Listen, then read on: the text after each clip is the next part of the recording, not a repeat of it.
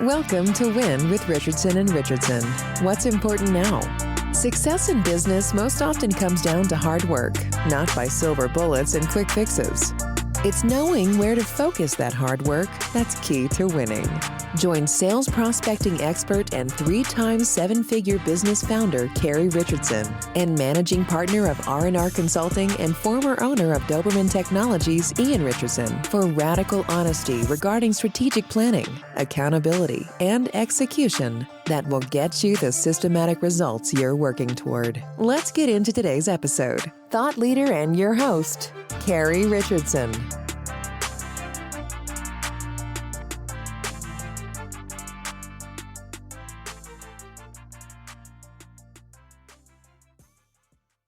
Good afternoon, everybody. Thank you for joining us today. My name is Carrie Richardson. I'm a partner at Fox & Crow, and today I am your host for Win, What's Important Now. And today I'm asking that question to Kirk Halpern from Farmers and Fishermen Purveyors. Kirk, thank you for joining us today.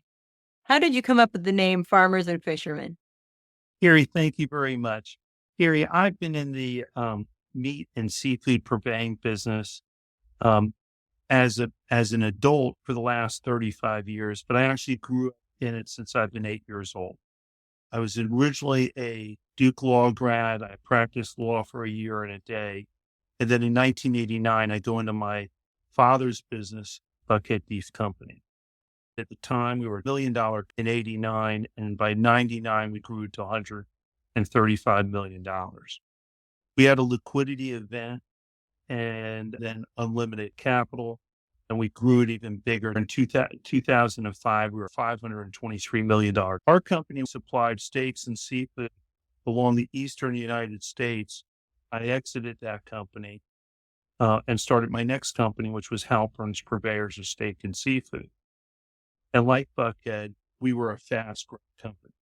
Year one, $12 million. Year two, $74 million. We ended up having a liquidity event in 2015. At that time, we were $405 million. And after the liquidity event, I did my earnout. And then as I was complying with my 18-month non-compete, I was trying to think of what I wanted to do next because I wasn't done. And what I really landed on is I wanted to work and have an impact on small farmers and small fishermen, individuals who, with love and passion, utilize their hands and their heart to grow, catch, you name it, wonderful products and bring them into the marketplace. We're about farmers and fishermen purveyors, which means we're taking farmer-driven, fisherman-driven products, bringing it to the marketplace. The purveying trade is to restaurants, hotels, country clubs, and then I do have a to-consumer aspect of my business. So it's pretty straightforward, and congratulations. We were really good at getting big. Now I'm chasing perfection. The company I'm chasing, and I'm not chasing anyone in my industry, company I'm chasing Gulfstream Aeronautics. It doesn't matter what private plane you start off with. Everybody knows Gulfstream is the best. About 2 months ago, I had someone say, yeah, but wouldn't you rather be a Boeing? And no disrespect to Boeing, but their wheels are falling off, doors are being sucked out. I'm chasing being perfect the way Gulfstream is.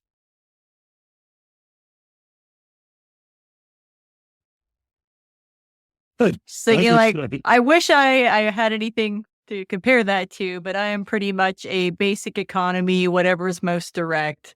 I'm actually up to 2,135,000 miles because I flew a lot. But again, now with Farmers and Fishermen, what I'm about is I'm staying local. I'm trying to stay direct. I'm keeping the business smaller because I'm trying to be perfect. So are you supporting primarily businesses in the Atlanta area? Think of me as part of the supply chain. And what I'm having the most fun is my sourcing from a supply chain. I source local and global. And what I'm having fun with is bending that curve. Let me give you an example. A lot of salmon comes out of Chile. What happens is salmon is farmed in these fjords in Chile.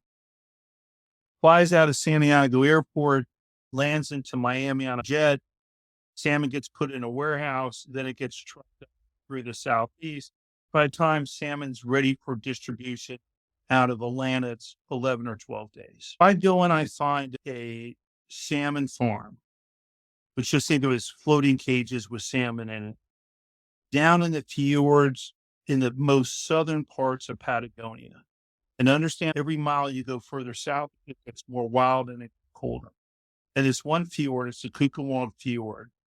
There aren't any roads that lead into it. So you either fly in, fly out, or boat in or boat out. And this one fjord, salmon farms in that fjord, because you may be doing everything right, but if there is 4 other salmon farms in there, you get too much poop and too little oxygen. So this fjord has only one. And I'm never ordering salmon again. Thank you. And actually, salmon is great. Salmon is efficient. And the colder the waters, the better. And that's what I went ahead and did, source cold waters. In this fjord, there's 2 fast-paced rivers that feed into the fjord. Fast-paced freshwater river adds oxygen to the fjord, makes healthier fish, also an alkaline level, which reduces parasites. When this salmon is ready to go to market, there are boats. Think of a tugboat. And they put these cages that have the salmon swimming in it, and the boat travels 28 hours. Salmon's still alive. Gets to Chloe Island, it gets harvested.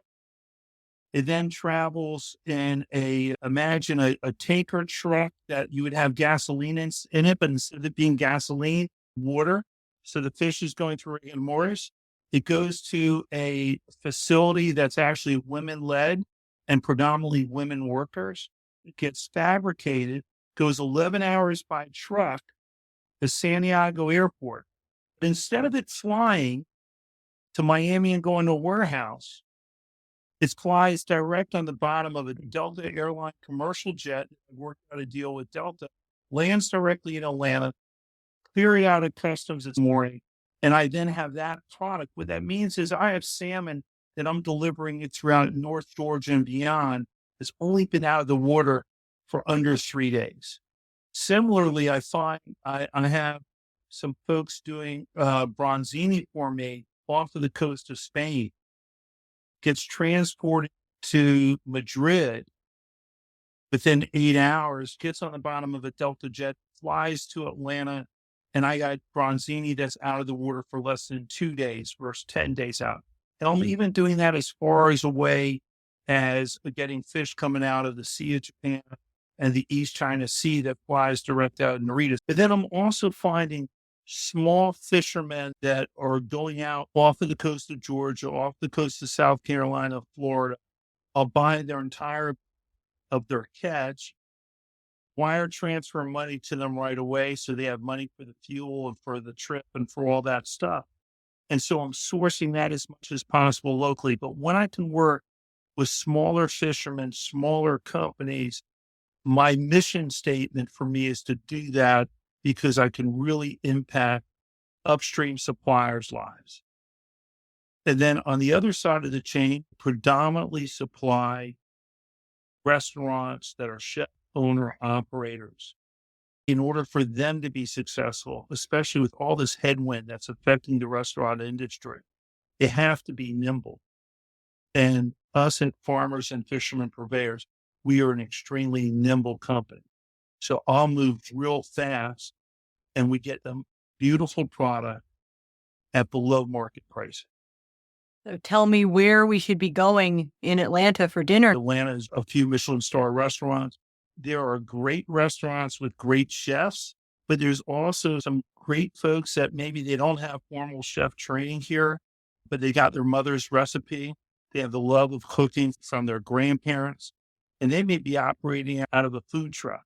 But we also do a lot of business with restaurateurs in Nashville and then along the Carolina coast. I had the privilege of going to the Atlanta Food and Wine Festival as a member of the Entrepreneurs Organization. One of the members of the organization hosts the event every year. And it was very impressive. They had a food and wine dinner that was, I don't even remember how many courses there were. And I don't drink. So that dinner was really long. The chefs and the sommeliers would come out and explain here's what we're going to eat. Here's what we're going to drink. Normally you go to a large event like that and the food is very mediocre. That was not the case here. So well done, Atlanta. Thank you again. We have a great restaurant and culinary community, but the truth of the matter is all throughout this country, you want to talk about an industry that folks can come in with no skill set, no nothing, and then maybe they start out as a dishwasher. And then just through battlefield promotions and the love of learning, they then become a line cook. They then become a sous chef. They become a chef. In their growth, they end up needing somebody that can help them provide some financing. And then they're able to open up their own restaurant. And then they can become an acclaimed chef, an acclaimed business person. If you go work in the copy room at a law firm, or if you're answering phones at a medical office, there are barriers that make it so you can't necessarily be an attorney, except for in the TV show Suits. This is an industry of redemption because you could have made some mistakes in your late teens and early 20s. You can come out of incarceration and decide you're going to turn your life around and really grow and produce. And you can do that in the restaurant trade. You can do that in the purveying trade. And that's one of the things that's wonderful in our business, that we're able to engage and interact with such wonderful individuals. And what was the inspiration then for, this sounds more like a passion project than your previous ventures. Was there somebody in particular that inspired you? How did you decide that this is where you were going to have your final rodeo? Well, and I'll share with you the final rodeo. Let me start with you on the first rodeo. The first rodeo was when I was a little kid. From when I was 8 years old, I used to spend Friday night at my grandfather's condominium. My grandfather was a major player in the produce business. He was the guy who invented putting strawberries, pints and flats, and potatoes in cardboard boxes. And Friday night, I'd spend the night at my grandfather Poppy's, and we'd go in Saturday morning about 3 a.m. And when I was a little kid, I'm sorting lemons and limes, then I'm sorting potatoes, and then I get to the point where I'm on a truck loading up, and then I'm the guy holding the clipboard. And there was always a sense of accomplishment when sun rises and you could turn and say, I loaded that truck. I did that. Fast forward 10 years later, I'm at law school. My grandfather passes, and by the time when he passed, he was no longer the guy. But I watched a stream of men, tough guys, warehousemen, truck drivers, all came in to pay respect to my grandfather. And they had streams of tears going down their face because he impacted their lives. They all had a story of how they impacted their lives. But then I'm practicing law, and I'm thinking to myself, I'm not really producing anything. I'm not building anything. And there's a moment in the movie Pretty Woman where Richard Gere has these glasses and he's starting to build a fort, and George Costanza comes in and George says, what are you doing? He says, no, we don't build anything. I want to build. So I concluded my first year and I said, you know what? I think I want to go build.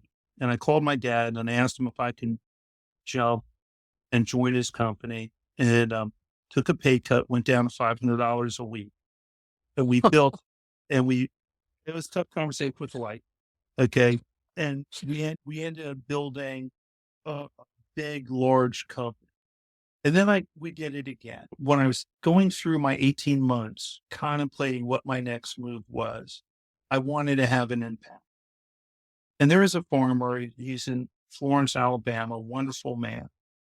And I saw this man, he was twisting in the wind, because in this country, you can do everything right as a farmer. And then all of a sudden something happens, whether it's a drought, whether it's a reduction in market prices. And every year you're playing all in poker, because you got a first mortgage, a second mortgage, sometimes a third mortgage. And by me doing Farmers and Fishermen, it really allows me to become the advocate for some of these farmers and fishermen. I'll tell you one other quick story. There's a fellow who I met who has served 10 tours of duty in the military. When you think of the movie Top Gun, you think of this guy. He actually flew fighter jets. He has taken off and landed on 9 of the 12 aircraft carriers. And 2 of those tours was in battle in Afghanistan, etc. All this guy wants to do is to raise oysters off the coast of Georgia, which is one of the best things you can do for the environment because one oyster cleans 55 gallons of water a day. There's nothing better. If you're an environmentalist, man, oysters are the single best thing for the environment. But there's a myriad of regulations, all the different governmental regulators. One guy's telling you should do this, one guy's telling you should do that. He's got a couple of mortgages on his home and on his business, and he doesn't have a pathway. I haven't bought my first bushel of oysters from him yet, but because I have had success and I have, through that success, have built some connections, I'm going to take it as a mission to get the Georgia statutes and enforcements of the statutes better so that guys like this can grow their business. There is a lot of passion there.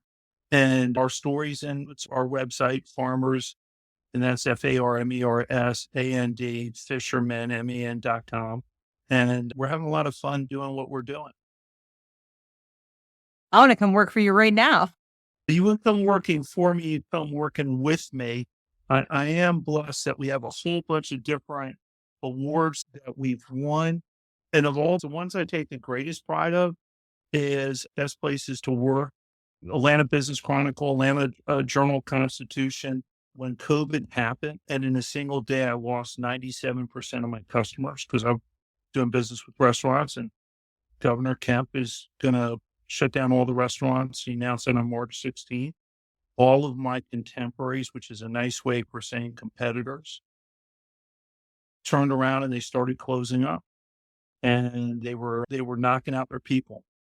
The vice presidents and the people with C's on their titles, they were okay, but the working men and women were getting knocked out. And I was a little bit disheveled because like, what am I going to do? Because I knew what was going to happen.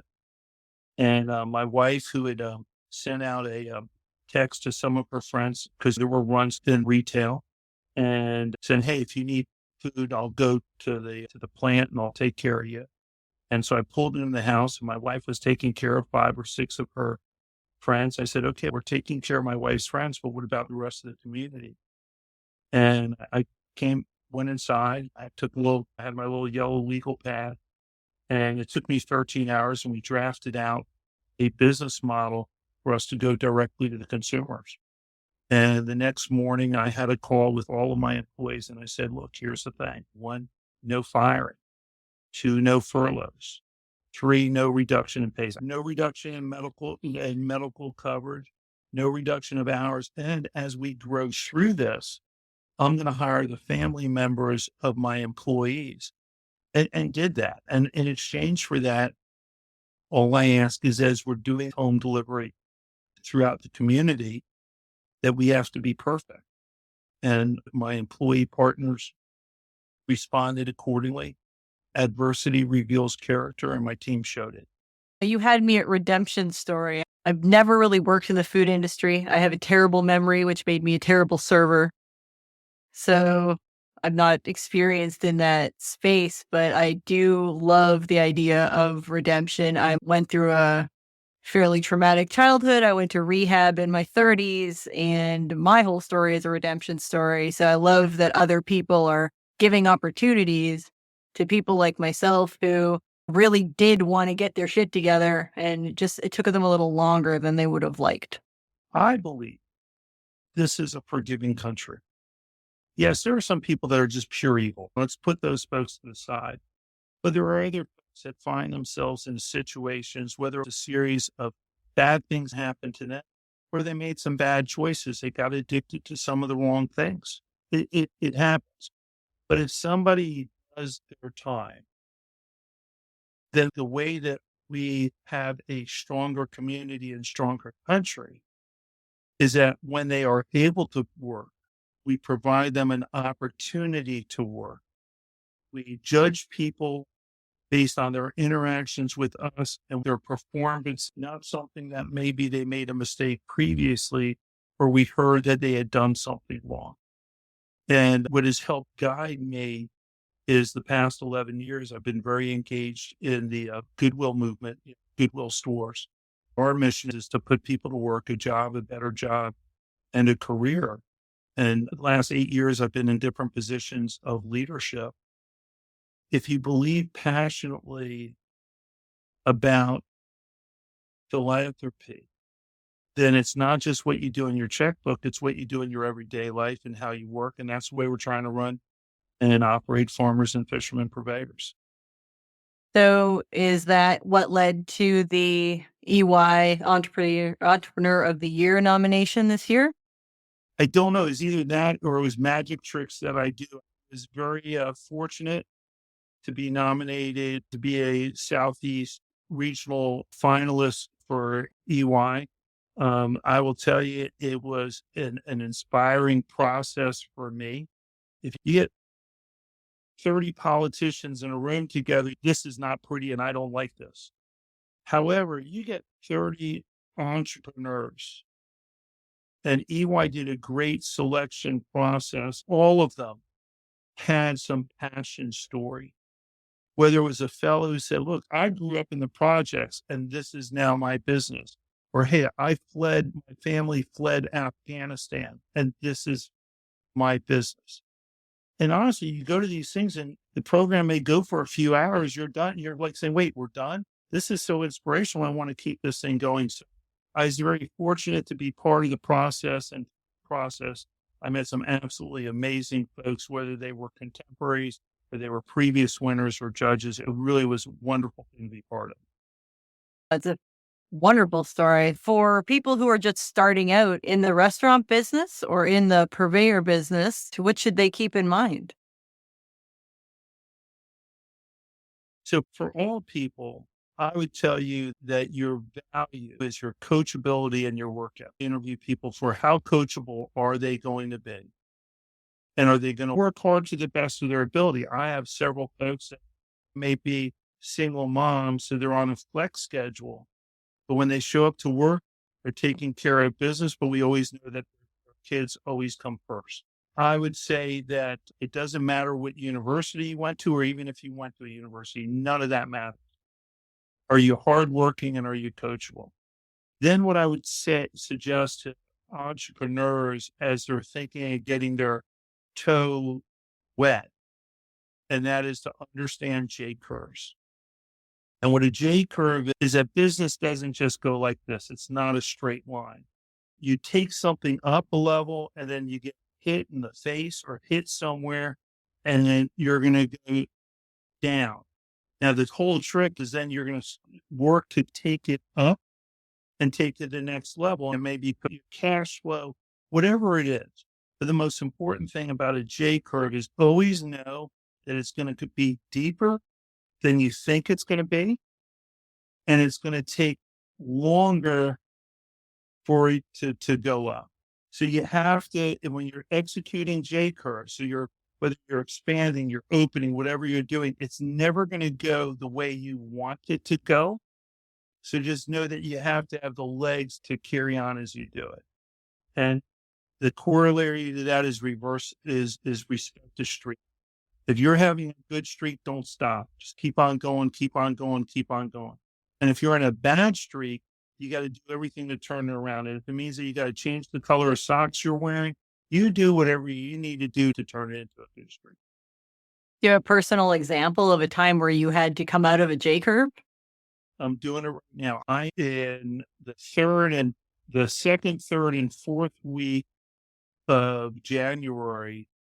I had my number 1, number 2, number 5 sales representatives all of a sudden feel that there was a better opportunity elsewhere. And one left, no notice, no nothing. The week before Valentine's week, which, and now because everything's on cell phones, She had all the contacts on the chefs, etc. And had I failed during Valentine's week, you lose a customer forever. First thing you got to do, and you got to be methodically. Say, first, let me get in front of every one of those customers, which I did. As ownership, as leadership, I didn't delegate it out. I got in front of them. I wanted to make sure every customer knew they were important. Then you turn around and you make sure you execute exceptionally well. And then you have to, I don't know if you ever saw the movie Moneyball. Mm-hmm. Great scene in Moneyball. That is, they lose their top first baseman. And Brad Pitt goes and he's talking to all of his top guys. And he says, look, there isn't going to be a guy we can replace. But what we can do is we can take 3 imperfect players and then the aggregate now have better results. That's what I ended up doing. I ended up getting some more entry-level sales representatives, gave them the proper training and tools. And then we went out and you fought for the business, and you go and you do everything you could do, and you do it with a smile, and just know that you're now coaching a team that are comprised of freshmen as opposed to senior teams. So you have to draw the plays that they can execute. As somebody who has managed sales reps for the last 30 years, I understand that completely. Coachability in sales teams is essential. I ran a telemarketing agency, so it's not really a job anyone wants. It's a job that people end up in. Nobody dreams of the glamorous telemarketing job they're going to get on Monday. They just have to pay their rent. And you have to understand that when they come in to work with you. And it's your job to show them, much like you mentioned your redemption story. Yes, today you're a telemarketer. And yeah, you had a run of bad luck, or you maybe had shitty parents or whatever, but you've ended up here, and here's where you go from here. My example, like I was a telemarketer, now I own a telemarketing company. Once you're done here for 2 years, any software company in our industry will hire you. Any managed service provider in our industry will hire you. Just put in your 2 years, work really hard, hit your numbers, and then go wherever you want. We understood that people wouldn't stay forever, but we could make them into significantly better salespeople and extraordinary assets for wherever they were going to go next. Carrie, I agree with you completely. If you talk to a business owner, the business owner is going to tell you how critical sales are and how critical sales representatives are. I haven't met anyone that's coming out of college that says, man, I majored in sales. I'll say I majored in marketing or something. Marketing is an expense. A lot of things are expensive. A good salesperson is worth their weight in gold. The challenge is a lot of times the people that are the teachers never were doers. So kids that are in school are not necessarily learning the right techniques and don't understand about producing. But here's the thing. Let's say you are a bartender. You're really a salesperson. If you're a server, there is a direct correlation on how great a server is on whether they're able to sell appetizers, sell desserts, make sure that they understand that when they're getting the orders placed in, that you know what, because this one wanted something medium rare, this one wants something medium, this one wants this. The meal as a communal meal is not going to execute. There are so many life lessons and so many things that can prepare us to be better business people in our everyday activity. If we take that moment, sit back, reflect, and say, how could I have done this better? Like any entry-level role where you have to interact with the public and not necessarily say what you're thinking in any given situation is going to teach you a little bit about what it's going to be like to be an entrepreneur. That's right. I find that it's difficult for chefs to be great salespeople, and where they make the mistake, or they make the mess is that, well, when you're the chef, everybody in the kitchen works for you. And then servers who don't work for you, they know that they have to placate you because you'll make them cold. You'll do all these different things. So when you say something, everybody says yes. Now you get into the world of sales. The sales process is not done when you just made the sale. Now you got to go back, sell it to operations. You have to explain to the person in the credit department why the account is creditworthy. Then you have to explain to the dispatcher why the route needs to be delivered when it is. You need to explain to the buyer why you need this certain cost in order to make this part happen. So the reality is there is a direct line to how good you're going to be based on your ability to sell, how well you can sell. There's a direct line to how good of an entrepreneur you're going to be. Because at the end of the day, you may view yourself as a technician, but you got to now sell to the bank that you need a line of credit. You need to sell that you need the permit, you name it. As long as we're walking on this earth, we're selling in some form or another. Well, I think that's a perfect place to wind down today. Thank you so much for coming and sharing with us. And I wish you so much success in this new adventure. Carrie, thank you very much. Again, my little plug, it's farmersandfishermen.com is a way for people to pull us up. We do some home delivery. We'll fly some product out to some folks as well. But the more that you're down in the Southeast and you're eating and drinking, well, hopefully you'll be eating something that came from some of our valuable farmers and fishermen that we work with. Carrie, thank you for the opportunity for me to share my story and my worldview. Well, thank you very much for joining us today. That's such a great story. You've been listening to Win with Richardson and Richardson. What's important now? We're so glad you've joined us and know you're one step closer to winning big in your business too. We'd love to connect with you outside of the show. If you have any questions or comments, please reach out to connect@rnr.consulting. Don't forget to rate, review, and subscribe to the podcast so you'll easily know when new episodes are available.